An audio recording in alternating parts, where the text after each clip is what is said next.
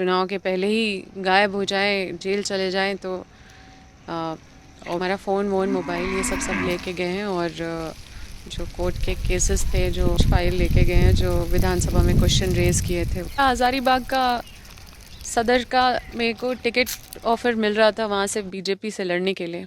मैंने एमपी का उसके बाद फिर वहाँ पे हमने इग्नोर किया। अभी चतरा के लिए कई दिनों से प्रेशर बहुत ज़्यादा बनाया जा रहा था कि चतरा आपको लड़ना है एमपी के लिए बीजेपी से।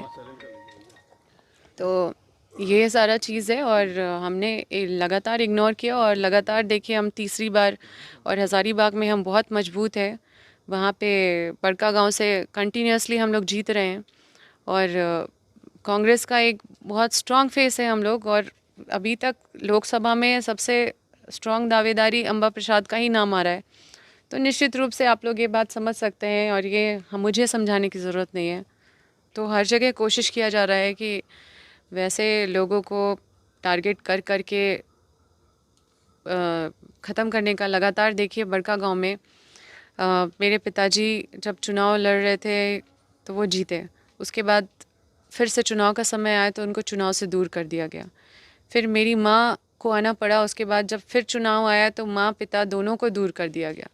तो मुझे बाहर से आना पड़ा इस हालात को संभालने के लिए। मैं आई और फिर मुझे चुनाव भी लड़ना पड़ा।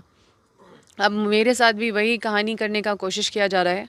मुझे भी चुनाव से पहले ये लोग कोशिश कर रहे हैं कि हम चुनाव के पहले ही गायब हो जाएं, जेल चले जाएं। तो ऑब्वियसली हम लोग कानून का पालन करेंगे।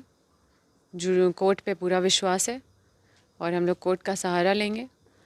ये लोग हमारा फ़ोन वोन मोबाइल ये सब लेके गए हैं। और जो कोर्ट के केसेस थे, जो हमारे पास बहुत सारे फाइल थे, वो लेके गए हैं। और एक संदूक था, वो मेरी बहन का, वो फिंगरप्रिंट से खुलता है, वो लेके गए हैं। और कुछ फ़ाइल लेके गए हैं जो विधानसभा में क्वेश्चन रेज़ किए थे, वो सारा फाइल लेके गए हैं।